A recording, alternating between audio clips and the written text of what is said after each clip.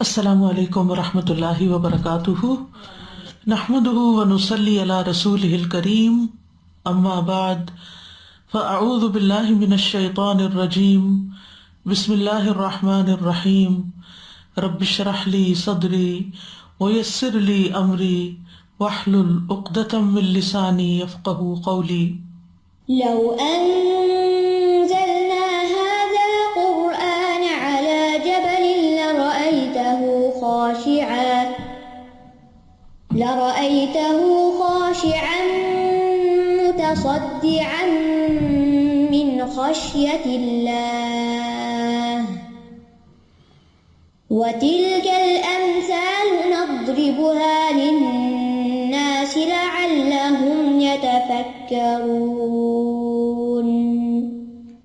امثال القرآن پروگرام کے سلسلے میں آج ہم شرک کرنے والوں کی دو مثالیں پڑھیں گے۔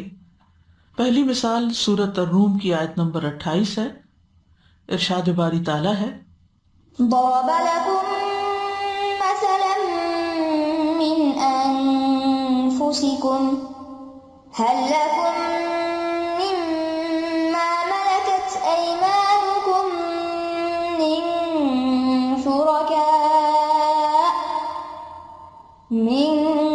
شركاء فيما رزقناكم فأنتم فيه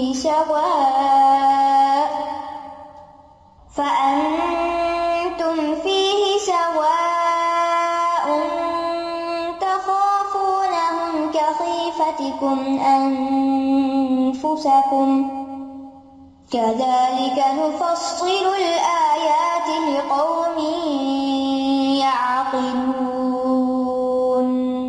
اس نے تمہارے لیے خود تمہارے نفسوں میں سے ہی ایک مثال بیان کی ہے کہ جو رزق ہم نے تمہیں دیا ہے، کیا تمہارے لونڈی غلاموں میں سے کوئی اس میں تمہارا شریک ہو سکتا ہے کہ تم سب اس میں برابر درجے کے ہو جاؤ؟ تم ان سے اسی طرح ڈرتے ہو جیسا کہ تم اپنے جیسے لوگوں سے ڈرتے ہو۔ اسی طرح ہم آیات کو ان لوگوں کے لیے کھول کر بیان کرتے ہیں جو عقل رکھتے ہیں۔ دوسری مثال سورۃ الزمر کی ہے، آیت نمبر ہے 29۔ ارشاد باری تعالیٰ ہے، ضرب الله مثلا رجلا فيه شركاء متشاكسون ورجلا سلما لرجل هل يستويان مثلا الحمد لله بل أكثرهم لا يعلمون۔ اللہ نے ایک غلام شخص کی مثال بیان کی جس میں باہم جھگڑنے والے کئی شریک ہیں، اور دوسرا وہ آدمی جو پورا ایک ہی شخص کے لیے غلام ہے۔ کیا وہ دونوں مثال میں برابر ہو سکتے ہیں؟ سب تعریف اللہ ہی کے لیے ہے، بلکہ ان کے اکثر علم نہیں رکھتے۔ جہاں تک پہلی مثال کے سیاق و سباق کا تعلق ہے تو ہم دیکھتے ہیں کہ سورۃ الروم میں اللہ سبحانہ تعالیٰ نے اپنی وحدانیت کی، اپنی ربوبیت کی بہت سی نشانیاں بیان کی ہیں۔ مثلاً آیت نمبر 19 سے 21 تک اللہ تعالیٰ فرماتے ہیں، یخرج الحی من المیت ویخرج المیت من الحی ویحیی الارض بعد موتها وکذالک تخرجون۔ وہ زندہ کو مردہ سے نکالتا ہے اور مردہ کو زندہ سے نکالتا ہے، یعنی کسی انسان کا کام نہیں ہو سکتا، مخلوق میں سے کوئی یہ نہیں کر سکتا، اور زمین کو اس کے مردہ ہونے کے بعد زندہ کرتا ہے، یعنی بارش برسا کے، اور اسی طرح تم نکالے جاؤ گے۔ اور اس کی نشانیوں میں سے ہے کہ اس نے تمہیں حقیر مٹی سے پیدا کیا، یعنی تمہاری اوریجن یہ ہے، بنیاد یہ ہے۔ پھر اچانک تم بشر ہو جو پھیل رہے ہو، یعنی دنیا کی آبادی اربوں تک پھیل گئی ہے ایک آدم اور حوا کی اولاد ہوتے ہوئے۔ اور اس کی نشانیوں میں سے ہے کہ اس نے تمہارے لیے تمہیں سے بیویاں پیدا کی تاکہ تم ان کی طرف جا کر آرام پاؤ، اور اس نے تمہارے درمیان دوستی اور مہربانی رکھ دی۔ بے شک اس میں ان لوگوں کے لیے یقیناً بہت سی نشانیاں ہیں جو غور کرتے ہیں۔ تو یہ ساری نشانیاں کس چیز کی ہیں؟ کہ اس کائنات کا رب ایک ہی ہے، ہمارا خالق اور مالک ایک ہی ہے، اور وہی پھر عبادت کے لائق ہے، اس کا کوئی شریک نہیں، نہ اس کی تخلیق میں کوئی شریک ہے، نہ اس کی ملکیت میں کوئی شریک ہے، تو پھر اس کی عبادت میں کوئی کیسے شریک ہو سکتا ہے۔ اسی طرح آیت نمبر 27 میں اللہ سبحانہ تعالیٰ موت کے بعد قبروں سے اٹھائے جانے کے بارے میں بات کرتے ہیں وہی ہے جو خلق کو پہلی بار پیدا کرتا ہے پھر اسے دوبارہ پیدا کرے گا، اور وہ اس کے لیے زیادہ آسان ہے۔ تو مطلب یہ ہے کہ یہ بھی اللہ سبحانہ تعالیٰ کے ہی پورے اختیار میں ہے، اسی کا فیصلہ ہے، اور وہ ایسا کر کے رہے گا اور تمہیں اپنے اعمال کا حساب دینا ہوگا۔ تو آئیے ہم دیکھتے ہیں کہ مثال بذات خود کیا کہتی ہے، جو توحید کو واضح کرنے کے لیے اور شرک کی خرابی کو بیان کرنے کے لیے ذکر ہوئی ہے۔ یہاں پر فرمایا ضرب لکم مثلا من انفسکم، اللہ تعالیٰ تمہارے لیے تمہارے ہی نفسوں میں سے ایک مثال بیان کرتا ہے، یعنی اللہ سبحانہ تعالیٰ نے شرک کے باطل ہونے کی مثال تمہاری ذات سے ہی بیان کی، تاکہ تمہیں کہیں دور نہ جانا پڑے، تمہیں سمجھنے میں کوئی مشکل نہ ہو، تم اسے اپنے ہی ماحول کے اندر اچھی طرح سمجھ سکو۔ یہ تمہاری اپنی ہی عملی زندگی سے تعلق رکھتی ہے، اس کے لیے کہیں دور علاقے میں سفر کر کے جانے کی یا اور کوئی مشقت کرنے کی ضرورت نہیں ہے، اپنے اندر سے ہی اس بات کو سمجھو۔ کیا ہے؟ هل لکم مما ملکت ایمانکم من شرکاء فیما رزقناکم فانتم فیہ سواء۔ هل لکم، سوال کیا جا رہا ہے کہ سوچو کیا ہے تمہارے لیے مما ملکت ایمانکم، اس میں سے جو تمہارے دائیں ہاتھ کی ملکیت میں ہے، یعنی تمہارے دائیں ہاتھ جن کو اپنا غلام بنائے ہوئے ہیں۔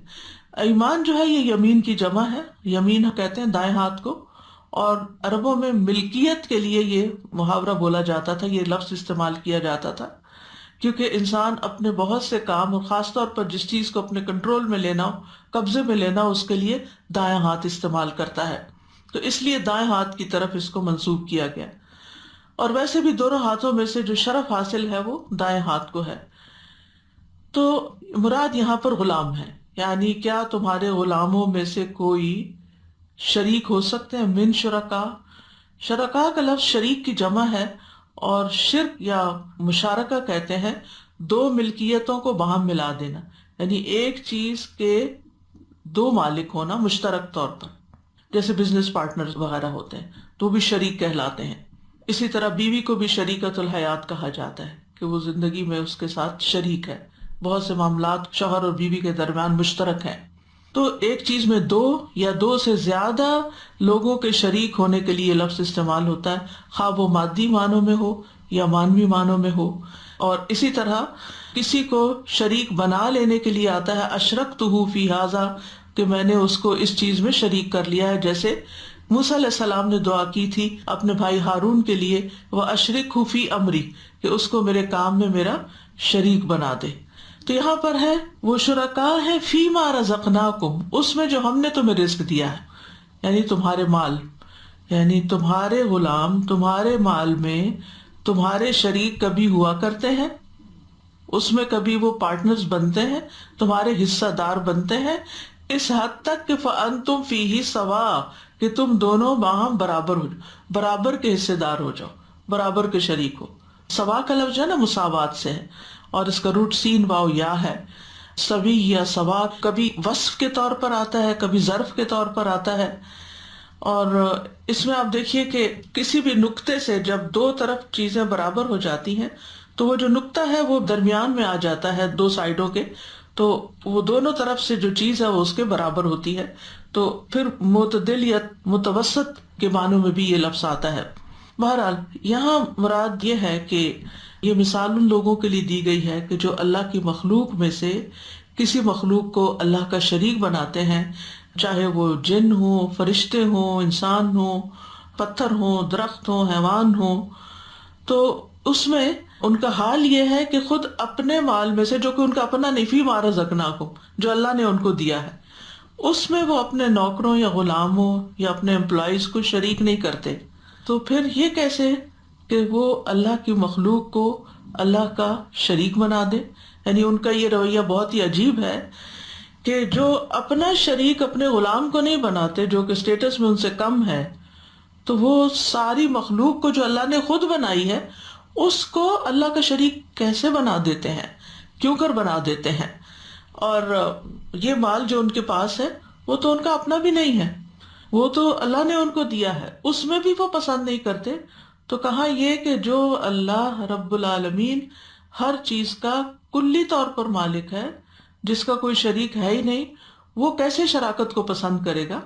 خطاب تو مشرکین مکہ سے ہے، یعنی تعویل خاص اس کی یہ ہے کہ ان کو سمجھایا جا رہا ہے، لیکن اس کے بعد یہ بات باقی سب لوگوں کے لیے بھی سمجھنے کی ہے۔ دنیا میں جہاں کہیں بھی شرک ہوتا رہا ہے ان سب کو اس بات سے، اس مثال سے سمجھایا جانا مقصود ہے۔ پھر آگے مزید فرمایا کہ تخافونہم کخیفتکم انفسکم، یعنی ایک تو یہ کہ تم شریک نہیں بناتے، دوسرا یہ کہ یہ بھی نہیں ہوتا کہ تم ان سے ڈرتے ہو جس طرح تم اپنے جیسوں سے ڈرتے ہو، یعنی اپنے شریک معاملہ سے، یعنی اپنے بزنس پارٹنر سے جس طرح تمہیں فکر ہوتا ہے کہ وہ تمہارا محاسبہ کرے گا، ایسے تمہیں اپنے غلاموں کا تو نہیں ہوتا۔ اگر ایک دن بھی کوئی امپلائی جو ہے وہ مالک کے خلاف کوئی بات کرے تو وہ اس کو فوراً فارغ کر دے گا، اس کو اس کا ڈر نہیں ہوتا، کہ اس کو اس کے انجام کا بھی ڈر نہیں ہوتا کہ اس کو فارغ کروں گا تو کیا ہوگا، وہ سوچتا ہے کہ اگر یہ نہیں تو کوئی اور ہو جائے گا۔ مطلب یہ ہے کہ کیا تم پھر اپنے غلاموں سے ڈرتے بھی ہو جس طرح تم آزاد لوگ آپس میں ایک دوسرے سے ڈرتے ہو یا اپنے ہی اسٹیٹس کے لوگوں سے ڈرتے ہو؟ تو مطلب یہ ہے کہ نہیں، کوئی بھی اس طرح نہیں ڈرتا۔ یعنی پہلی بات تو یہ کہ تم انہیں مال و دولت میں شریک کر کے اپنا ہم مرتبہ ہی نہیں بناتے، تو پھر ان سے ڈرو گے کیسے؟ جب ان کو تم نے اپنے جیسا نہیں قرار دیا تو پھر ان سے ڈرنا کیسا؟ ڈرتا تو انسان اپنے جیسے سے یا اپنے سے اونچے والے سے، بڑے سے، تو غلاموں سے تو تم نہیں ڈرتے۔ تو یہاں تین چیزوں کی نفی ہے۔ پہلی، اس بات کی نفی کہ ان کے اور ان کے غلاموں کے درمیان کوئی شراکت ہو، ہے ہی نہیں۔ غلام غلام ہے، آقا آقا ہے، مانی ہوئی بات ہے، پوری دنیا میں مانی ہوئی بات ہے، کوئی اس کا انکار ہی نہیں کر سکتا۔ بزنس اونر اونر ہے اور امپلائی امپلائی ہے، یہ دونوں ایک نہیں ہو سکتے۔ دوسری چیز جس کی نفی کی گئی وہ یہ ہے کہ ان میں کوئی برابری ہے ہی نہیں، یعنی پہلے یہ کہ شراکت نہیں، دوسرا یہ کہ برابری نہیں، تیسرا یہ کہ ان سے کوئی ڈر بھی نہیں، یعنی اس بات کی نفی ہے کہ وہ غلاموں سے نہیں ڈرتے جس طرح وہ اپنے شریکوں سے ڈرتے ہیں۔ تو مطلب یہ ہے کہ جب ان تینوں باتوں کا انکار ہے، نہ وہ تمہارے شریک ہے، نہ وہ تمہارے برابر ہیں، نہ تمہیں ان کا ڈر ہے، تو پھر اللہ کے بارے میں تم کیا کہتے ہو؟ اس بات سے اللہ سبحانہ تعالیٰ کی وحدانیت کو سمجھنے کی کوشش کرو۔ کذالک نفصل الآیات لقوم یعقلون، اسی طرح ہم آیات کو کھول کے بیان کرتے ہیں اس قوم کے لیے، ان لوگوں کے لیے جو عقل رکھتے ہوں، جن کے اندر عقل ہوگی وہ اس بات کو اچھی طرح سمجھ جائے گے۔ یعنی سلامت عقل والے، عقل استعمال کرنے والے اس مثال سے بہت کچھ سمجھ سکتے ہیں۔ تو جو شخص عقل ہی استعمال نہیں کرتا، سوچنا ہی نہیں چاہتا، ضد اور ہٹ دھرمی کا شکار ہے یا تکبر کا شکار ہے یا بے عقلی کا شکار ہے، اس کے سامنے اگر کھول کھول کے بھی دلائل رکھے جائیں تو وہ بات کو پھر بھی نہیں سمجھتا، وہ کنفیوژن کا شکار رہتا ہے۔ تو یہاں پر انڈائریکٹلی ان کو تان بھی کیا گیا ہے کہ تمہارے اندر عقل نہیں ہے، اگر عقل ہوتی تو تم یہ رویہ اختیار نہ کرتے۔ اور اس کی مثال پیچھے گزر چکی ہے سورۃ البقرہ میں، وَمَثَلُ الَّذِينَ كَفَرُوا كَمَثَلِ الَّذِي يَنْعِقُ بِمَا لَا يَسْمَعُ إِلَّا دُعَاءً وَنِدَاءً صُمٌّ بُكْمٌ عُمْيٌ فَهُمْ لَا يَعْقِلُونَ۔ اور ان لوگوں کی مثال جنہوں نے کفر کیا اس شخص کی مثال جیسی جو ان جانوروں کو آواز دیتا جو پکار اور آواز کے سوا کچھ نہیں سنتے، ان کو سمجھ کوئی نہیں آتا یہ کیا الفاظ ہیں، ان کا ایگزیکٹ میننگ کیا، وہ بس ایک آواز سنتے ہیں۔ تو یہ لوگ بھی قرآن کی آیات کو بس صرف ایک آواز کے طور پر سنتے ہیں، ان دلائل کو صرف ایک بات کے طور پر لیتے ہیں، لیکن اس کے مطابق زندگی بسر نہیں کرتے۔ تو یہاں ان کو کیا کہا کہ بہرے گنگے اندھے ہیں، وہ سمجھتے نہیں، عقل سے کام نہیں لیتے۔ بات یہ ہے کہ اس میں ایک بہت بڑی تنبیہ ہے، بہت ڈرنے کی بات ہے، اور وہ کیا ہے؟ شرک کی بات تو ہے ہی، لیکن یہ جو کہا گیا نا کہ ہم آیات کو تو کھول کھول کے بیان کرتے ہیں مگر عقل والوں کے سوا کوئی سمجھتا نہیں ہے، تو وہ عقل والے ہیں کون؟ جو ان آیات کو صرف ایک انفارمیشن کے طور پر نہ لیں، صرف ایک آواز کے طور پر نہ لیں کہ کسی سے بات سنی اور ایک کان سے سنی اور دوسرے سے نکال دی، بلکہ عقل والے وہ ہیں جو اس کے مطابق زندگی بسر کریں، جو اس چیز کو ایکسیپٹ کریں، جو اس کو انٹرنلائز کریں، جو اس کو اپنی زندگی پر امپلیمنٹ کریں۔ اگر ایسا نہیں کیا تو اس کا مطلب ہے عقل نہیں۔ عقل کا لفظی معنی کیا ہوتا ہے؟ باندھنا۔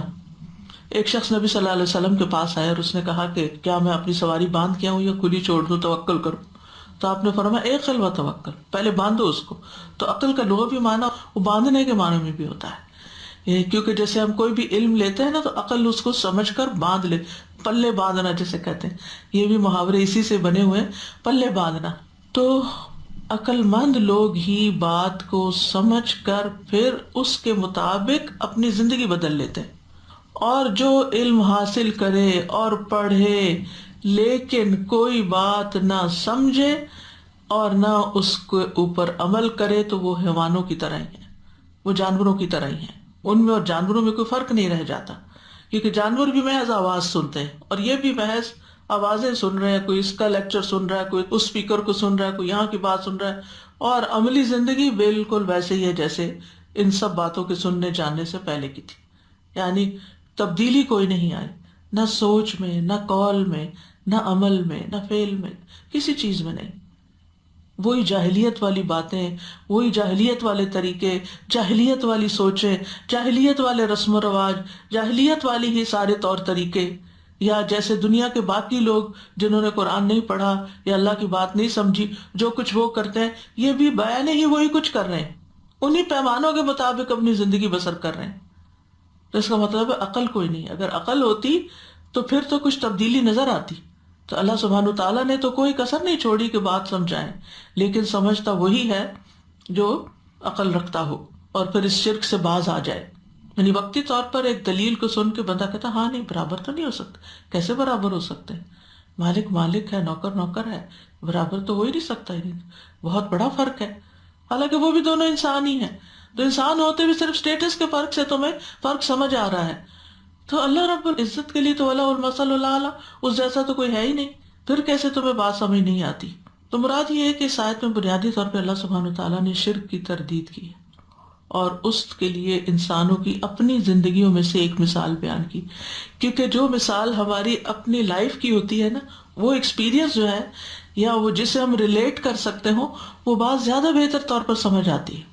تو ان کو سمجھانے یہ مقصود ہے کہ جب تم یہ پسند نہیں کرتے کہ تمہارے غلام اور نوکر چاکر جو تمہارے جیسے انسان ہیں، تم اللہ سے ملے ہوئے رزق میں ان کو شریک نہیں کرنا چاہتے، تو پھر یہ کس طرح ہو سکتا ہے کہ اللہ کے بندے، چاہے وہ فرشتے ہوں، پیغمبر ہوں، اولیاء ہوں، زندہ ہوں، مردہ ہوں، شجر ہوں، حجر ہوں، معبود ہوں، بت ہو، آگ ہو، پانی ہو، جس کسی چیز کو بھی تم پوچھتے ہو وہ اللہ کے ساتھ شریک ہو جائیں؟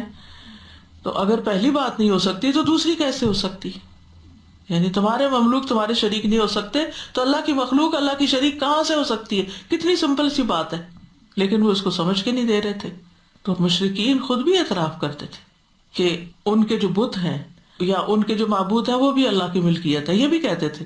جیسے اگر آپ کو معلوم ہو تلبیہ میں کیا پڑھتے تھے مشرکین، امام طبرانی ابن عباس سے روایت کرتے ہیں کہ مشرکین تلبیہ اس طرح پڑھا کرتے تھے: لبیک اللہم لبیک، لبیک لبیک لا شریک لک الا شریکا هو لک تملکہ وما ملک، تملکہ یعنی وہ شریک کا بھی تو ہی مالک۔ بھائی عقل کے اندھو، اگر تم کہتے ہو کہ اللہ اس کا مالک ہے تو اللہ پھر آقا ہوا نا، پھر یہ اللہ کے شریک کہاں سے ہو گئے؟ شریک تو نہیں ہو سکتے۔ لیکن اتنی معمولی سی بات ان کو سمجھ نہیں آ رہی تھی۔ تو بات یہ ہے کہ اللہ سبحانہ تعالیٰ کا کوئی بھی شریک نہیں۔ سورۃ الاسراء میں اللہ تعالیٰ فرماتے ہیں وَقُلِ الْحَمْدُ لِلَّهِ الَّذِي لَمْ يَتَّخِذْ وَلَدًا وَلَمْ يَكُنْ لَهُ شَرِيكٌ فِي الْمُلْكِ وَلَمْ يَكُنْ لَهُ وَلِيٌّ مِّنَ الذُّلِّ وَكَبِّرْهُ تَكْبِيرًا، اور کہہ دیجئے سب تعریف اللہ کے لیے ہے جس نے نہ کوئی اولاد بنائی ہے، نہ ہی بادشاہت میں اس کا کوئی شریک ہے، اور نہ عاجز ہونے کی وجہ سے اس کا کوئی مددگار ہے۔ نہ اولاد ہے، نہ شریک ہے، نہ مددگار ہے، کوئی بھی نہیں، اور اس کی بڑائی بیان کرو، خوب بڑائی بیان کرنا، بڑا وہی ہے۔ پھر اسی طرح سورۃ المومنون میں آتا ہے مَتَّخَذَ اللَّهُ مِن وَلَدٍ، اللہ نے کوئی اولاد نہیں بنائی، وَمَا كَانَ مَعَهُ مِنْ إِلَٰهٍ، اور اس کے ساتھ کبھی کوئی معبود رہا ہی نہیں۔ اگر کوئی ہوتا اِذًا لَذَهَبَ كُلُّ إِلَٰهٍ بِمَا خَلَقَ، تو ہر معبود جو اس نے بنایا تھا، جو اس نے پیدا کیا تھا، وہ لے کے چل دیتا، وہ پھر یہ سب کچھ تمہیں ایک جگہ نظر نہ آتا۔ اور پھر صرف اتنا ہی نہیں کہ اپنے اپنے حصے کا بٹوارا کر لیتے، بلکہ بعض ان کا بعض پہ چڑھائی بھی کر دیتا۔ تو پاک ہے اللہ اس سے جو وہ بیان کرتے ہیں۔ غائب اور حاضر کو جاننے والا، پس وہ بہت بلند ہے اس سے جو وہ شریک بناتے ہیں۔ پھر اسی طرح یہ ہے کہ خالق اور مخلوق کسی بھی اعتبار سے برابر نہیں ہو سکتے۔ دنیا میں بھی آپ دیکھیں کہ کسی بھی چیز کا بنانے والا جو وہ چیز بنائے اور وہ خود ایک جیسے نہیں ہوتے، دونوں میں بہت بڑا فرق ہوتا ہے۔ اس آیت سے یہ بھی پتہ چلتا ہے کہ اللہ سبحانہ وتعالیٰ نے اپنی مخلوق میں درجہ بندی کی ہے، کوئی مالک ہے، کوئی مملوک ہے۔ واللہ فضل بعضکم علی بعض فی الرزق، اللہ تعالیٰ رزق کے معاملے میں بعض کو بعض پر فضیلت دیتا ہے۔ اللہ تعالیٰ نے ہی یہ سلسلہ رکھا ہے کہ کچھ لوگوں کو کچھ لوگوں کی مدد کے لیے، خدمت کے لیے، کام کے لیے بنایا ہے۔ تو اس لیے اس سے توحید کے سبق کو اچھی طرح انسان کو سمجھ لینا چاہیے کہ جس رب نے یہ سب عنایتیں کی ہیں، یہ مال دیا ہے، یہ مملوک دیے ہیں، یہ سب کچھ، تو پھر تم اسی کے گن گاؤ، نہ کہ اس کے علاوہ کسی اور کی بھی عقیدت میں مبتلا ہو جاؤ۔ دوسری مثال سورۃ الزمر سے ہے۔ ضرب الله مثلا رجلا فيه شركاء متشاكسون ورجلا سلما لرجل هل يستويان مثلا الحمد لله بل أكثرهم لا يعلمون۔ اللہ نے ایک غلام شخص کی مثال بیان کی جس میں باہم جھگڑنے والے کئی شریک ہیں، اور دوسرا وہ آدمی جو پورا ایک ہی شخص کا غلام ہے۔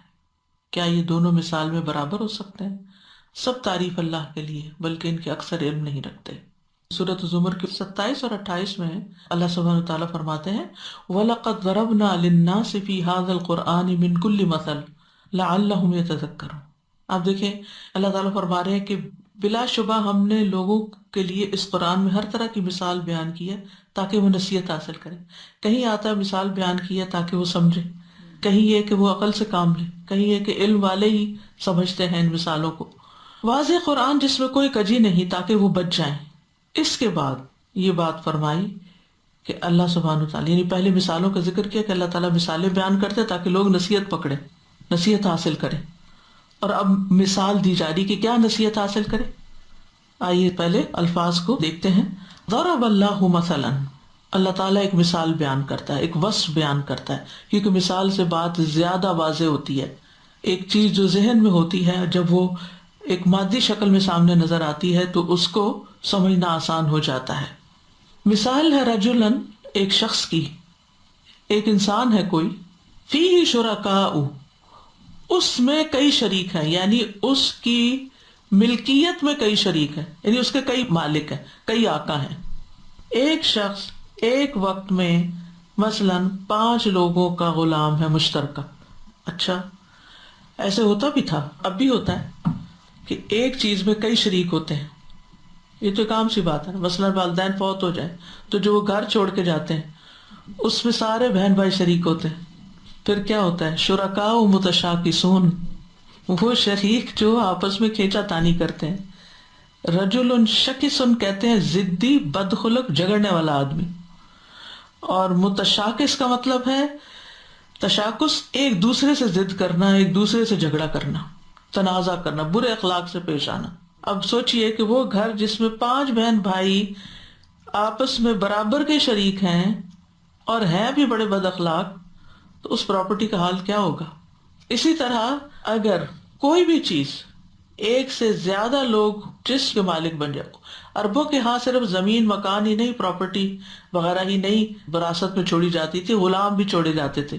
مثلا باپ کا ایک غلام تھا، اس کے 2 بچے تھے، اب وہ فوت ہونے کے بعد وہ غلام وراثت بنا، اب کیا ہوا؟ اس کے 2 مالک بن گئے، پہلے اس کا ایک مالک تھا، اب 2 بن گئے، اب وہ دونوں اس کو اپنی طرف کھینچتے ہیں، اب اس کا حال کیا ہوگا؟ تو یہاں اس غلام کی مثال دی جا رہی ہے کہ جو مشترک ہے۔ ضرب اللہ مثلا رجلا، رجل سے مراد یا غلام، فیہ شرکاء متشاکسون، کہ ایسا غلام کہ جس کے کئی مالک ہیں جو آپس میں ایک دوسرے سے خوب جھگڑتے ہیں، کئی ایک اس کے اندر شریک ہیں، اور پھر شریک بھی کوئی ڈیسنٹ نہیں ہے، وہ آپس میں بڑے لڑاکے ہیں، سخت مزاج ہیں، اور کمپرومائز کرنے کو تیار ہی نہیں، اس غلام سے کام لینے میں صرف اپنی مرضی چلانا چاہتے ہیں، ہر مالک اس کو اپنی طرف کھینچتا ہے، میرا کام کرو، میری بات مانو، میرے لیے کرو، میرے لیے وہ کرو. تو ایسے غلام کی مشقت کا حال کیا ہوگا جس سے ہر کوئی اپنا حق چاہتا ہے اور راضی اس سے کوئی بھی نہیں، کوئی اس سے خوش نہیں، کوئی اس کے بارے میں وسعت قلبی کا مظاہرہ ہی نہیں کرتا. ان کو احساس ہی نہیں کہ یہ شخص کتنی تکلیف میں ہے. وہ بیچارہ ایک کو راضی کرتا ہے تو دوسرا ناراض ہو جاتا ہے، وہ دوسرے کو خوش کرتا ہے تو پہلا ناراض ہو جاتا ہے. تم تو اس کے بڑے کام آتے ہو، تم تو اس کے بڑے طرفدار ہو، تمہاری تو ساری توجہ ہی اس کی طرف ہے، میرا تو تم کچھ نہیں کرتے. وہ ادھر خدمت کر رہا تھا تو یہاں سے ڈانٹ پڑ رہی ہوتی، یہاں کام کر رہا تھا تو وہاں سے، اگر دو بھی شریک ہو جائیں، اور یہاں تو بہت سارے شرکاء ہیں. اب اس کا حال کیا ہو جائے گا، یہ کتنا مزریبل کنڈیشن میں ہوگا. اور دوسری طرف وَرَجُلًا سَلَمًا لِرَجُلٍ، ایک شخص ایک ہی کا غلام ہے. سلم کا مطلب یہ سلامت، یعنی پورا پورا، جیسے کہتے ہیں سالم، سالم مرغ، یعنی خالص اسی کا ہے، اس کے سوا اس کا کوئی مالک نہیں ہے. تو یہاں مشرک اور مخلص کی مثال بیان کی گئی ہے. ایک مشرک انسان ہے، چاہے شرک اکبر کرتا ہے یا شرک اصغر کرتا ہے، اور دوسری طرف مخلص مومن ہے جو صرف اللہ کو راضی کرنے کی فکر کرتا ہے. ایک شخص ہے جو ہر ایک کو راضی کرنے کی کوشش کرتا ہے، اس کو بھی راضی کر لو، اس کو بھی کر لو، اس کو بھی کر لو. وہ چاہتا کوئی ناراض نہ ہو، لیکن اس کا اپنا حال خراب ہو جاتا ہے. ایک اس کو بلا رہا ہے، دوسرا بلا رہا ہے، تیسرا بلا رہا ہے، اور اسی بھاگ دوڑ میں بھاگ بھاگ کے اینڈ آف دا ڈے اس کا حال خراب ہو جاتا ہے. اور دوسرا کیا ہے کہ بس اس کو صرف ایک ہی در پہ حاضری دینی ہے، ایک ہی کو خوش کرنا ہے. وہ سمجھتا ہے کہ میرا سارا نفع نقصان اسی کے ہاتھ میں ہے، اور اس کو کسی قسم کی کوئی پریشانی نہیں ہوتی کیونکہ وہ اپنی اٹموسٹ ایفرٹ کر کے اس کو خوش بھی کر لیتا ہے. تو جن کو صرف ایک رب کو خوش کرنا ہو اور اسی کی خوشی کو وہ مقدم رکھتے ہوں، ان کی زندگی آسان ہوتی ہے بنسبت اس کے جو دنیا کے بندے ہوں، دنیا کے غلام ہوں، اور دنیا کے ہر بندے کو خوش کرنے کی فکر میں ہو، اور اس کھینچا تانی میں وہ پریشان رہتے ہوں، پراگندہ حال رہتے ہوں. اس کو ایک اور عام روزمرہ کی زندگی کی مثال سے سمجھ سکتے ہیں. ایک شخص ہے جس کی 2 بیویاں، عموماً آپ نے دیکھا ہوگا، دیکھنے میں تو یہ بڑی بات خوشنما لگتی ہے کہ 2 بیویاں، یا اس کی تو بڑی موج ہے، لیکن حقیقت کیا ہے کہ اس شخص کا حال قابل رحم ہوتا ہے. ایک بیوی کو خوش کرتا تو دوسری ناراض ہو جاتی، کبھی اس کا موڈ آف ہے، کبھی اس کا موڈ آف ہے، اور بیچ میں وہ پس رہا ہے. چلے اس کو بھی چھوڑے، بعض اوقات ساس اور بہو کے بیچ میں ایک مرد پس جاتا ہے. ماں کو خوش کرتا ہے تو بیوی ناراض ہو جاتی، بیوی کو خوش کرتا ہے تو ماں کا موڈ آف ہو جاتا ہے. تو ایسے گھروں میں، ایسے جگہوں پہ آپ نے دیکھا ہوگا کس قدر تنگ ماحول ہوتا ہے، اور کتنا پریشان کن اور کتنا پراگندہ حال ہوتا ہے، اور خوش کوئی بھی نہیں ہوتا.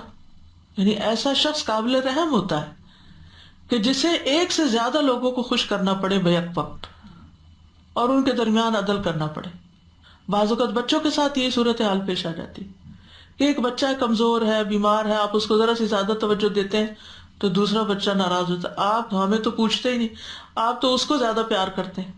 تو یہ روزمرہ کی زندگی کی مثالوں سے ہم توحید اور شرک کے فرق کو بہت اچھی طرح سمجھ سکتے ہیں کہ کس طرح انسان اگر اپنی زندگی کا یہ مقصد بنا لے کہ مجھے صرف اپنے رب کو راضی کرنا ہے، مجھے ہر کام صرف اس کی رضا کے لیے کرنا ہے.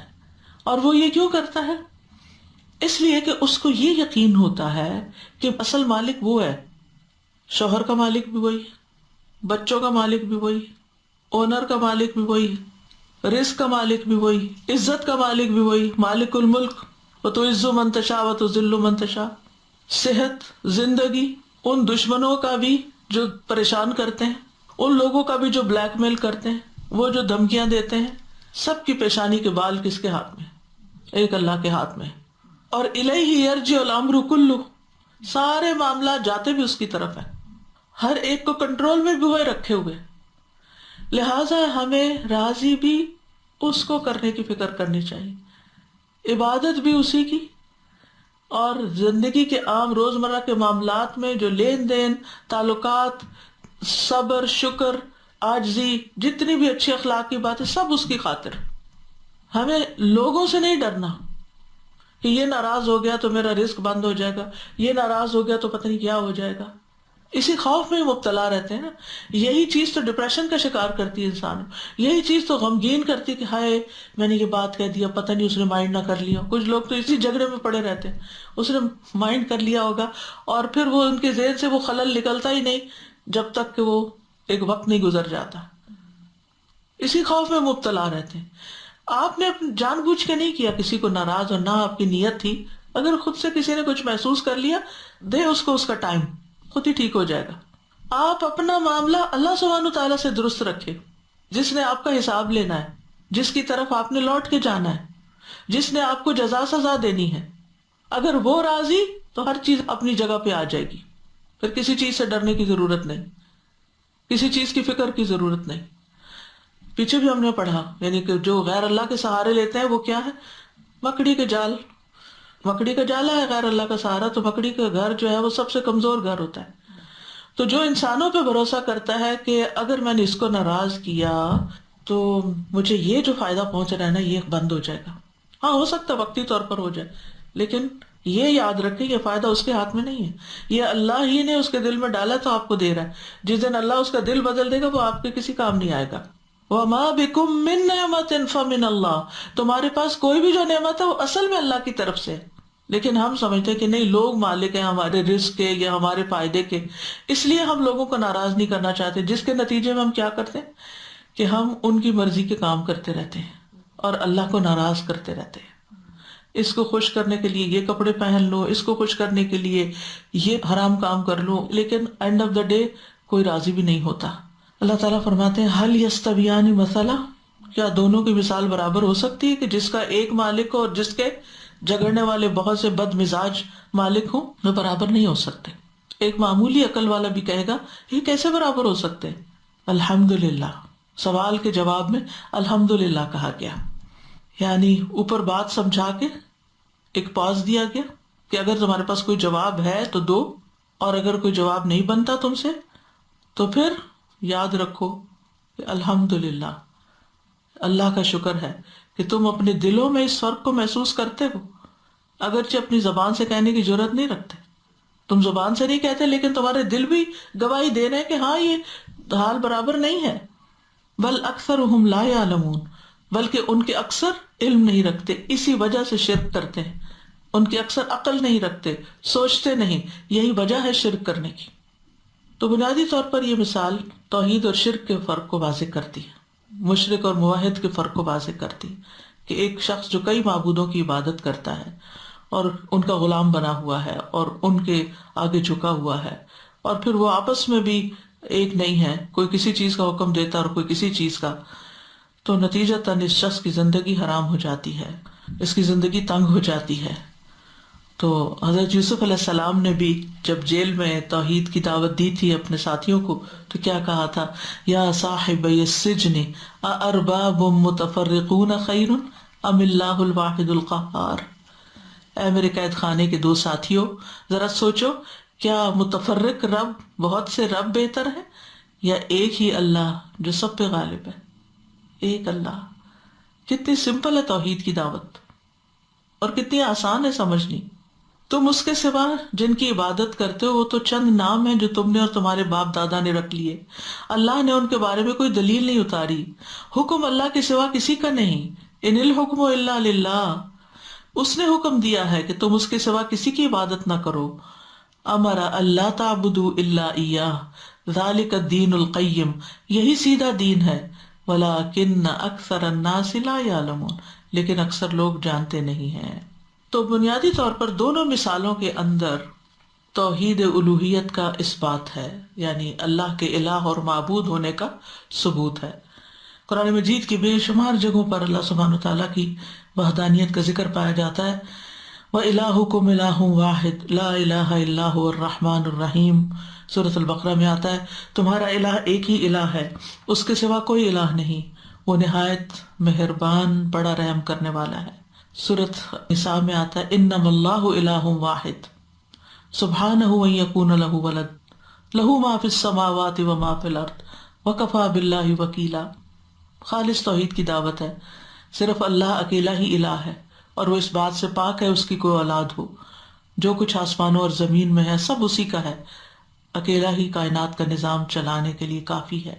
پھر قل هو اللہ احد اللہ الصمد لم یلد ولم یولد ولم یکن له کفوا احد، اور ہمیشہ سے وہ ایک ہی ہے۔ جیسے صحیح بخاری کی حدیث میں آتا ہے کان اللہ ولم یکن شیء، اللہ ازل سے موجود تھا، اس کے سوا کوئی چیز نہ تھی، تو اس کے کوئی شریک بھی نہیں پھر، اور اس کا عرش پانی پر تھا۔ کائنات کی جتنی بھی نشانیاں ہیں سب اس بات کی الٹیمیٹ دلیل دیتی ہیں کہ سب کچھ اللہ ہی کو بلانگ کرتا ہے، ایک ہی ہستی ہے جو سارے نظام کو چلا رہی ہے۔ اور توحید یہی ہے کہ بندہ اس بات کا اقرار کرے کہ سب کچھ اللہ ہی کرتا ہے، سب کچھ کرنے والا اللہ ہی ہے، اور سارے معاملات اسی کی طرف لوٹتے ہیں۔ پھر یہ کہ انسان اس بات کو ریئلائز کرے کہ ہماری تخلیق کا مقصد ہی ایک اللہ کو راضی کرنا ہے، اس کی عبادت کرنا ہے، اس کو پہچاننا ہے۔ تمام انبیاء کی بنیادی دعوت جو تھی وہ توحیدی کی دعوت تھی۔ نوح علیہ السلام نے کیا کہا؟ اے میری قوم اللہ کی عبادت کرو جس کے بغیر تمہارا کوئی الہ نہیں۔ ہود علیہ السلام نے اپنی قوم سے ایگزیکٹلی یہی کہا۔ صالح علیہ السلام نے قوم سمود سے بالکل یہی بات کہی۔ شعیب علیہ السلام نے اپنی قوم سے یہ الفاظ دہرائے، اعبدوا اللہ ما لکم من الہ غیرہ۔ نبی صلی اللہ علیہ وسلم نے خالص توحید پر لوگوں سے بیعت لی۔ آپ کی بعثت کا مقصد بھی یہی تھا کہ توحید کو قائم کیا جائے اور شرک کا خاتمہ کیا جائے۔ کوئی شخص مسلمان نہیں ہو سکتا جب تک کہ لا الہ الا اللہ نہ کہے، کہ اللہ کے سوا کوئی اور الہ ہے ہی نہیں۔ تو جب کوئی شخص توحید اختیار کر لیتا ہے تو اس کو دنیا میں بھی فائدے ملتے ہیں اور آخرت میں بھی فائدے ملتے ہیں۔ سب سے پہلی بات یہ کہ دنیا اور آخرت میں مکمل امن ملتا ہے۔ الذین آمنوا ولم یلبسوا ایمانہم بظلم اولئک لہم الامن وہم مہتدون۔ وہ لوگ جو ایمان لائے اور انہوں نے اپنے ایمان کو بڑے ظلم یعنی شرک کے ساتھ نہیں ملایا، یہی لوگ ہیں جن کے لیے امن ہے اور یہی ہدایت والے ہیں۔ پھر یہ کہ یہ کلمہ لا الہ الا اللہ جو ہے یہ کامیابی کا راز ہے۔ نبی صلی اللہ علیہ وسلم ذوالمجاز نامی بازار میں لوگوں کو جب تبلیغ کر رہے تھے تو ایک ہی بات بار بار دہرا رہے تھے، ایھا الناس قولوا لا الہ الا اللہ تفلحوا۔ لوگوں ایک کلمہ کہہ دو فلاح پا جاؤ گے، کامیاب ہو جاؤ گے۔ اعمال کی قبولیت کا دار و مدار بھی توحید پر ہی ہے۔ اگر کوئی شخص شرک کرتا ہے، چاہے شرک اکبر یا اصغر، عمل قبول نہیں ہوتا۔ انبیاء سے بھی یہ کہہ دیا گیا کہ اگر وہ بھی شرک کرتے تو ان کے عمل ضائع ہو جاتے۔ وَلَوْ أَشْرَكُوا لَحَبِطَ عَنْهُمْ مَا كَانُوا يَعْمَلُونَ، جیسے سورۃ الانعام میں آتا ہے۔ پھر یہ کہ جو توحید پر ہوتا ہے اللہ تعالیٰ کی مدد اور نصرت کا وعدہ ہے، اس سے گناہوں کی بخشش کا وعدہ ہے۔ دل کے یقین کے ساتھ جو اللہ کو ایک مانے اس کے لیے مغفرت کا وعدہ ہے۔ رسول اللہ صلی اللہ علیہ وسلم نے فرمایا زمین پر کوئی نفس ایسا نہیں کہ جو اس حال میں فوت ہو کہ وہ اللہ کے ساتھ شرک نہ کرتا ہو اور میرے رسول ہونے کی گواہی دیتا ہو، اور یہ گواہی دل کے یقین کے ساتھ ہو، مگر یہ کہ اس کے گناہ معاف کر دیے جائیں گے۔ اسی لیے کہ جس کا خاتمہ لا الہ الا اللہ پر ہوتا ہے اور یقین کے ساتھ وہ یہ کہہ کے دنیا سے جاتا ہے تو اس کے گناہ بھی معاف ہوتے ہیں اور اس کے لیے جنت کا بھی وعدہ ہے۔ پھر جو شخص توحید پر فوت ہوتا ہے تو قبر میں اس کو سوالوں کے جواب دینے میں بھی آسانی ہوتی ہے، اللہ تعالیٰ اس کو ثابت قدمی عطا کرتا ہے۔ یثبت اللہ الذین آمنوا بالقول الثابت، اور یہ قول ثابت کیا ہے؟ کلمہ طیبہ لا الہ الا اللہ۔ صرف موحدین جو ہیں وہی قیامت کے دن اللہ تعالیٰ کا دیدار کر سکیں گے، اس کے علاوہ کوئی نہیں۔ وَإِنَّهُمْ مَنْ رَبِّهِمْ يَوْمَئِذٍ لَمَحْجُوبُونَ۔ توحید پر اگر کوئی مرتا ہے تو نبی صلی اللہ علیہ وسلم کی شفاعت بھی اس کو نصیب ہوگی۔ ہو سکتا ہے اس شفاعت کی وجہ سے وہ جہنم میں نہ جائے، یا پھر اگر چلا گیا گناہ کبیرہ وغیرہ کی وجہ سے تو اس کو وہاں سے آپ کی شفاعت سے نکال لیا جائے گا۔ توحید پرست کے لیے ہی جنت کی خوشخبری ہے۔ جس نے لا الہ الا اللہ وحدہ لا شریک لہ کہا اس کے لیے جنت واجب ہو جائے گی، وہ جنت میں داخل ہوگا۔ پھر اسی طرح یہ کلمہ آگ میں داخلے سے رکاوٹ ہے۔ آپ صلی اللہ علیہ وسلم نے فرمایا اللہ نے دوزخ کی آگ ایسے شخص پہ حرام کر دی ہے جو لا الہ الا اللہ کا اقرار کرے اور اس سے مقصود اللہ کی خوشنودی ہو، یعنی دنیا کا فائدہ نہ۔ کچھ لوگ دنیا کے فائدے کے لیے مسلمان ہو جاتے ہیں۔ اسی طرح شرک کی مذمت بھی کی گئی ہے، یعنی جہاں توحید کے فائدے ہیں وہاں شرک کی خرابیاں بھی ہیں۔ پہلی خرابی تو یہ کہ سب سے بڑا گناہ ہے، یہ سب سے بڑا ظلم ہے۔ ان الشرک لظلم عظیم۔ نبی صلی اللہ علیہ وسلم سے پوچھا گیا کہ گناہوں میں سب سے بڑا گناہ کیا ہے، تو آپ نے فرمایا شرک سب سے زیادہ ناپسندیدہ عمل ہے۔ ایک صحابی نبی صلی اللہ علیہ وسلم سے سوال کرتے، یا رسول اللہ ای الاعمال ابغض الی اللہ، اے اللہ کے رسول صلی اللہ علیہ وسلم، اعمال میں سے کون سا عمل اللہ کو سب سے زیادہ ناپسند ہے؟ آپ نے فرمایا اللہ کے ساتھ شرک کرنا۔ شرک کرنے والا ایسا ہے گویا کہ اس کو اوپر سے پٹخا دیا گیا، یعنی اللہ نے اس کو ایک مقام دیا تھا، اس نے اپنے سے کم تر درجے کے آبجیکٹس کے سامنے سر جھکانا شروع کر دیا، کہیں کا نہ رہا۔ اللہ سبحانہ تعالیٰ نے شرک سے بیزاری ظاہر کی، چاہے شرک اصغر ہو، کہ جو ریاکاری سے نیکی کے کام کر کے آئیں گے تو اللہ تعالیٰ فرماتے ہیں انا اغنا عن الشرکاء، تو میں اس کو چھوڑ رہا ہوں جو اس نے عمل کیا، جائیں ان کے پاس جن کے لیے عمل کیا تھا وہاں سے اجر لیں۔ پھر انبیاء علیہ السلام میں سے سب شرک سے بیزار تھے، اور شیاطین انسانوں کو شرک ہی کی طرف لے کر آتے ہیں۔ حدیث قدسی میں اللہ تعالیٰ فرماتے ہیں میں نے تمام بندوں کو یکسو پیدا کیا، یعنی حق کے لیے پیدا کیا، پھر شیاطین ان کے پاس آئے اور انہیں ان کے دین سے دور کھینچ لیا، اور جو میں نے ان کے لیے حلال کیا تھا انہوں نے اسے حرام کر دیا، اور ان بندوں کو حکم دیا کہ وہ میرے ساتھ شرک کریں جس کے لیے میں نے کوئی دلیل نہیں اتاری۔ پھر شرک کے جو نقصانات ہیں وہ ہم جانتے ہیں کہ شرک کبھی معاف نہیں ہوگا، یعنی مر گیا کوئی شرک کے ساتھ تو معاف نہیں ہوگا، اسی لیے مشرک کے اعمال قبول نہیں ہوتے۔ ابو ہریرہ کہتے ہیں رسول اللہ صلی اللہ علیہ وسلم نے فرمایا پیر اور جمعرات کے دن جنت کے دروازے کھول دیے جاتے ہیں، اور ہر اس بندے کی مغفرت کر دی جاتی ہے جو اللہ کے ساتھ کسی کو شریک نہیں بناتا، اور اس بندے کے سوا جس کی اپنے بھائی کے ساتھ عداوت ہو، دشمنی ہو۔ چنانچہ کہا جاتا ہے ان دونوں کو مہلت دو یہاں تک کہ صلح کر لیں، ان دونوں کو مہلت دو یہاں تک کہ صلح کر لیں، ان دونوں کو مہلت دو تاکہ صلح کر لیں، 3 دفعہ فرمایا۔ کتنی بڑی بات ہے، لوگوں کے ساتھ ناراض ہونا، بگڑ بیٹھنا، تعلقات ختم کر دینا، رشتہ داریاں توڑ دینا، اللہ تعالیٰ محفوظ رکھے، یعنی اعمال ہی قبول نہیں ہوتے، کس قدر خسارے کی بات ہے۔ پھر اسی طرح یہ کہ شرک والوں کی نیکیاں جو ہیں وہ بھی ضائع ہو جاتی، کوئی عمل شرک کا کفارہ نہیں کرتا، مشرک پہ جنت حرام ہے، انہ من یشرک باللہ فقد حرم اللہ علیہ الجنہ ومأواہ النار وما للظالمین من انصار، جو شخص اللہ کے ساتھ شرک کرتا ہے اللہ نے اس پر جنت حرام کر دی ہے، اس کا ٹھکانہ دوزخ ہے، اور ظالموں کا کوئی بھی مددگار نہ ہوگا۔ تو شرک جو ہے وہ اللہ سبحانہ تعالیٰ کے ساتھ دوسروں کو پارٹنر یا شرکاء قرار دینا، اللہ تعالیٰ کی ذات میں، اللہ کی صفات میں، اللہ تعالیٰ کے رب ہونے میں کسی اور کو بھی شریک کرنا۔ تو اسی لیے علماء نے اس کی تقسیم کی ہے توحید ربوبیت، توحید الوہیت، اور پھر اسماء و صفات کی توحید، اور اسی طرح اپوزٹ پھر ان تمام چیزوں میں شرک ہو جاتا ہے۔ شرک کو عام طور پہ 2 کیٹیگریز میں تقسیم کیا جاتا ہے، اکبر اور اصغر۔ اکبر تو اللہ کی ربوبیت، الوہیت اور اسماء و صفات میں کسی کو شریک کرنا ہے، اور اصغر جو ہے وہ ریاکاری کرنا، اللہ کی رضامندی میں اوروں کی رضا بھی شامل کر لینا۔ تو شرک اکبر میں سے غیر اللہ کی عبادت بھی آتی، مردوں سے حاجتیں طلب کرنا، غیر اللہ کے نام پہ نظر نیاز ماننا، ان سے امیدیں وابستہ کرنا، پھر اسی طرح مخلوق سے ایسی محبت کرنا جیسی اللہ سے کرنی چاہیے۔ وَمِنَ النَّاسِ مَن يَتَّخِذُ مِن دُونِ اللَّهِ أَندَادًا، یعنی بتوں وغیرہ سے ایسی محبت کرنا جیسے اللہ سے کرنی چاہیے، مخلوق سے اس طرح ڈرنا جیسے اللہ سے ڈرا جاتا ہے۔ اور یہ کیا ہے کہ کوئی مجھے بیماری لگا دے گا، کوئی میرے مال میں آفت پہنچا دے گا، وہ مجھے نظر لگا دے گا، ایسے خیالات ہی جھٹک دینے چاہیے کہ جب تک اللہ کا اذن نہ ہو نہ کوئی جادو ہو سکتا، نہ نظر ہو سکتی ہے، نہ ہی کوئی اور بلا آ سکتی ہے۔ اسی طرح عبادت میں شرک توکل کسی اور پر کرنا، کسی اور سے برکت لینا، دوسروں کی ایسی تعظیم کرنا، ان کے آگے ایسے جھکنا جیسے اللہ کے آگے جھکا جاتا ہے۔ پھر اسی طرح کسی اور کے لیے سجدہ کرنا، کسی اور کے لیے نماز پڑھنا یا صدقہ خیرات کرنا۔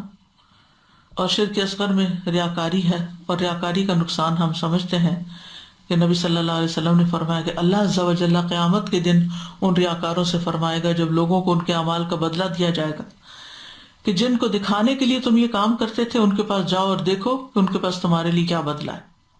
اسی طرح شرک اصغر کی کچھ اور مثالیں بھی ہیں، جیسے غیر اللہ کی قسم کھانا، غیر اللہ کی قسم جو ہے یہ شرک ہے۔ من حلف بشیء دون اللہ تعالی فقد اشرک، بدشگونی لینا شرک اصغر ہے۔ استغفر اللہ۔ بدشگونی کیا ہوتی ہے؟ کہ فلاں آ گیا تھا، فلاں کو دیکھ لیا تھا، اس لیے اب نقصان ہو گیا ہے۔ اسی طرح مال کی ایسی محبت جو انسان کو اللہ سے غافل کر دے، یہ بھی اسی میں آ جاتا ہے۔ تو کرنے کے کام کیا ہیں کہ انسان کثرت سے اللہ کی توحید بیان کرے۔ رسول اللہ صلی اللہ علیہ وسلم نے فرمایا، جو شخص دن میں 100 مرتبہ یہ دعا پڑھے گا، لا الہ الا اللہ وحدہ لا شریک لہ لہ الملک ولہ الحمد وہو علی کل شیء قدیر، تو اسے 10 غلام آزاد کرنے کے برابر ثواب ملے گا، 100 نیکیاں اس کے اعمال نامے میں لکھی جائیں گی، 100 برائیاں اس سے مٹا دی جائیں گی، اور اس روز دن بھر یہ دعا شیطان سے اس کی حفاظت کرتی رہے گی یہاں تک کہ شام ہو جائے، اور کوئی شخص اس سے بہتر عمل لے کر نہ آئے گا مگر جو اس سے بھی زیادہ یہ کلمہ پڑھ لے، کیونکہ خالص توحید کا اس میں سبق ہے۔ دوسری بات یہ کہ لا الہ الا اللہ پر خاتمے کی دعا کریں اپنے لیے، اور آخری کلام لا الہ الا اللہ ہو۔ پھر یہ کہ شرک کرنے کی ہر صورت سے بچیں۔ ابو درداء کہتے ہیں، مجھے میرے خلیل صلی اللہ علیہ وسلم نے وصیت کی کہ تم اللہ کے ساتھ کسی کو بھی شریک نہ ٹھہرانا، اگرچہ تمہارے ٹکڑے ٹکڑے کر دیے جائیں، اور یہ کہ تمہیں جلا دیا جائے۔ اور پھر یہ ہے کہ شرک سے پناہ مانگی جائے، یعنی بعض اوقات ہم شرک کو برا بھلا تو کہتے ہیں لیکن اس سے بچنے کی دعا نہیں کرتے، تو اللہ سبحانہ وتعالی ہمیں اس سے محفوظ رکھے۔ سبحان اللہ والحمد للہ ولا الہ الا اللہ واللہ اکبر ولا حول ولا قوة الا باللہ العلی العظیم، لا الہ الا اللہ وحدہ لا شریک لہ لہ الملک ولہ الحمد وہو علی کل شیء قدیر۔ اللہم انی اسألک بأنی اشہد انک انت اللہ لا الہ الا انت الاحد الصمد الذي لم يلد ولم يولد ولم يكن له كفوا احد۔ ربنا اننا سمعنا مناديا ينادي للإيمان ان آمنوا بربكم فآمنا ربنا فاغفر لنا ذنوبنا وكفر عنا سيئاتنا وتوفنا مع الأبرار۔ اللہ اللہ ربی لا اشرک به شیئا، اللہ اللہ ربی لا اشرک به شیئا، اللہ اللہ ربی لا اشرک به شیئا، اللہم انی اعوذ بک ان اشرک بک وانا اعلم واستغفرک لما لا اعلم۔ یا رب العالمین، یا ارحم الراحمین، ہمیں صحیح معنوں میں توحید کو سمجھنے کی توفیق دے اور صحیح معنوں میں شرک سے بچنے کی توفیق دے۔ یا اللہ، ہماری زندگی میں کوئی بھی چھوٹا یا بڑا کسی قسم کا بھی شرک شامل ہو، یا اللہ اس کو ہم سے دور کر دے اور ہمیں اس سے دور کر دے، اور ہمیں خالص صرف اپنے لیے پاک زندگی بسر کرنے کی توفیق دے۔ یا رب العالمین، اس کلمے کی برکت سے تو ہم سب پر اپنی رحمت فرما، تمام بیماروں کو صحت عطا فرما، جو لوگ کسی بھی تکلیف میں مبتلا ہیں، یا اللہ جو بیمار ہیں، یا اللہ جو کووڈ کی وجہ سے ہسپتالوں میں پڑے ہوئے ہیں اور جو ویسے سفر کر رہے ہیں، سب کو اس تکلیف سے نجات عطا فرما۔ یا رب العالمین، تو سب کو معاف کر دے، ہم سب کے گناہ معاف کر دے۔ یا رب العالمین، جو رزق کی طرف سے پریشان ہیں ان کی پریشانی دور کر دے۔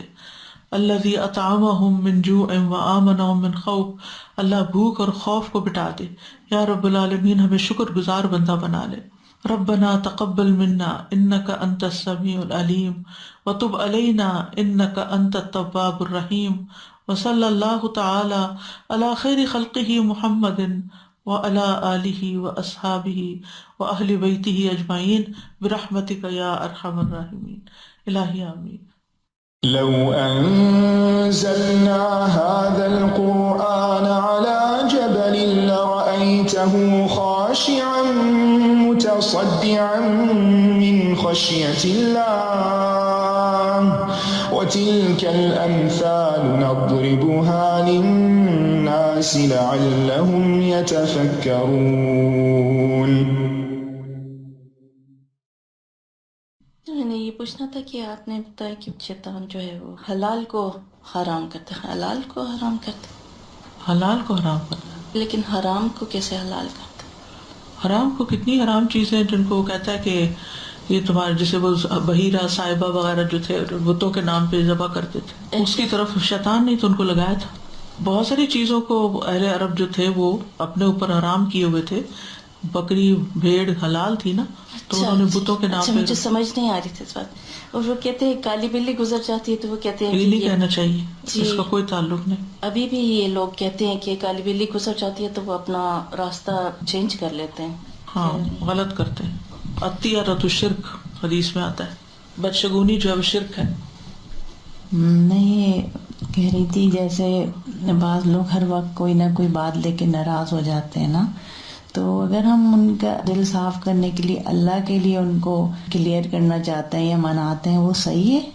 अल्लाह के लिए तो कर सकते हैं। अगर वो बार बार छोटी छोटी चीज़ों में हो जाए तो फिर अल्लाह पे छोड़ दें। अगर आपकी तरफ से कोई गलती नहीं है तो मामला अल्लाह के सुपुर्द कर दें, क्योंकि कुछ लोगों को समझाना बहुत मुश्किल होता है, बेवजह ही नाराज रहते हैं। उसको बस समझ जाया करें ये इनकी तबीयत है, ये अपने आप से मजबूर है। कुछ लोग जो होते हैं अपने आप से मजबूर होते हैं, वो अपने से भी राजी नहीं होते ना, अंदर से खुश नहीं होते। तो जब वो अपने से ही खुश नहीं तो किसी से क्या खुश होंगे? तो उनको सर पे नहीं सवार करना चाहिए, वो जहाँ है वहीं रहे। अटेंशन सीकर भी होते हैं ना। मुझे ये समझ में आ रहा था कि आजकल का जो सुभान अल्लाह मीडिया का दौर है, हर तरफ से डिमांड है, हर तरफ से डिमांड है, हम हर तरफ भाग रहे हैं।